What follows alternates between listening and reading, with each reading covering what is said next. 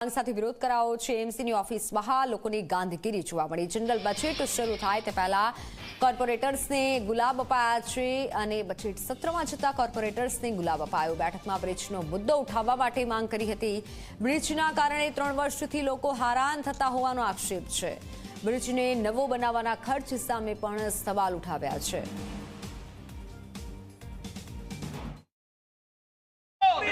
અમદાવાદ મહાનગરપાલિકા દ્વારા ટ્રાફિકના નિવારણ માટે હાટકેશ્વર સર્કલ ખાતે એક બ્રિજ બનાવવામાં આવ્યો હતો, પરંતુ બ્રિજની નબળી ગુણવત્તાના કારણે માત્ર થોડા સમયમાં તેને બંધ કરવામાં આવ્યો અને લાંબા સમયથી તેને તોડો કે ના તોડો તે નિર્ણય લેવાનો હતો।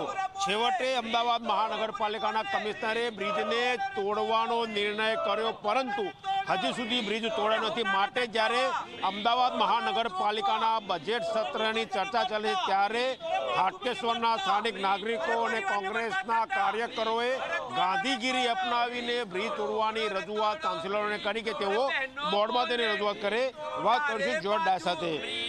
જોર્જભાઈ, ગાંધીગીરી આજે કાઉન્સિલરોને ગુલાબ આપે કેમ?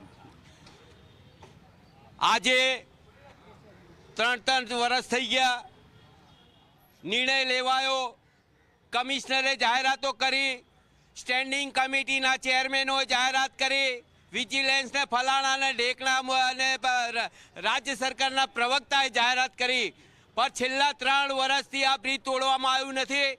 નીચે તમે જોઈ શકો છો કે જો હોનારત સર્જાય તો મોટામાં મોરબીને કરતાં પણ મોટી હોનારત સર્જાય તેવી પરિસ્થિતિ છે। અને જો શું આપણે એક છે રાહ જોઈને બેઠા છીએ કે લોકો મરે પછી હો કરતા ગાડીઓ લઈને જઈએ, ફોટા પડાવીએ, ટીવી? અરે કેટલા નિર્દોષ માસૂમોના ઘર બરબાદ થશે એની ચિંતા કરવાની જરૂર છે। સારંગપુરનું બ્રિજ તાત્કાલિક અસરથી તોડવામાં બનાવવામાં આવતો હોય, રાજ્ય સરકાર એને ગ્રાન્ટ ફાળવતી હોય, અને શું શહેરના માટે નહીં? શું પૂર્વ વિસ્તાર એમના દુશ્મન છે? પૂર્વ વિસ્તાર સાથે ઓરમાઈ બનવું વર્તન શાના માટે? શું માગણી આજે ગુલાબ હાથમાં લઈને વિરોધ કરી રહ્યા છો? શું રજૂઆત કરવાની? અમારી એક જ માત્ર રજૂઆત છે કે ભારતીય જનતા પાર્ટીના છેલ્લા 5 વર્ષનો મોટામાં મોટો ભ્રષ્ટાચારના પ્રતીક સમાન છત્રપતિ ફ્લાયઓવર બ્રિજ હાટકેશ્વર તાત્કાલિક ધોરણે તોડવો જોઈએ। 40 કરોડ રૂપિયાના ખર્ચથી પણ જો બંધ હોય, ભારતીય જનતા પાર્ટી 40 કરોડથી પણ સંતોષ માન્યો નથી। 112 કરોડ રૂપિયાનું રાજસ્થાનથી કોઈ કંપનીનું ટેન્ડર મંજૂર કરીને કામ કરવા જઈ રહી છે। અમે એક વિપક્ષ તરીકે મજબૂતાઈથી એનો વિરોધ કર્યો છે કે 40 કરોડના 112 કરોડ કેવી રીતે થયા, અને એનો અમને રિપોર્ટ આપો, એની આવનારા સમયની કામની બાંહેધરી આપો, અને તાત્કાલિક ધોરણે જે બી નિર્ણય લેવો હોય તાત્કાલિક ધોરણે નિર્ણય લેવામાં આવે એવી અમારી સખત માંગણી છે।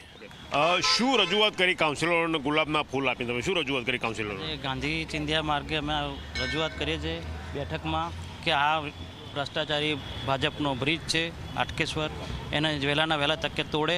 લોકોના ધંધા પાણી પડી ભાંગ્યા છે, હોસ્પિટલ નજીક છે, 108ને જવા આવવામાં તકલીફ પડે છે, ભય છે, નોકરી જતા આવતા લોકોને ઉપર જોઈને જવું પડે। ભગવાનનું નામ ના દે પણ ઉપર બ્રિજ ન જોવે કે અમારા ઉપર પડી જશે।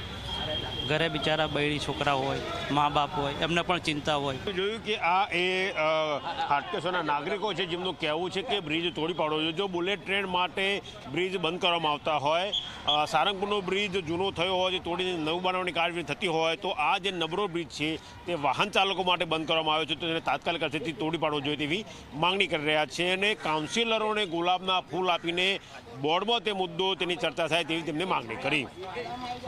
કેમેરા પર્સન એસપી શર્મા સાથે ગૌરવ પટેલ, ઝી મીડિયા, અમદાવાદ। રાજકોટમાં સિવિલ હોસ્પિટલમાં મારામારીની ઘટના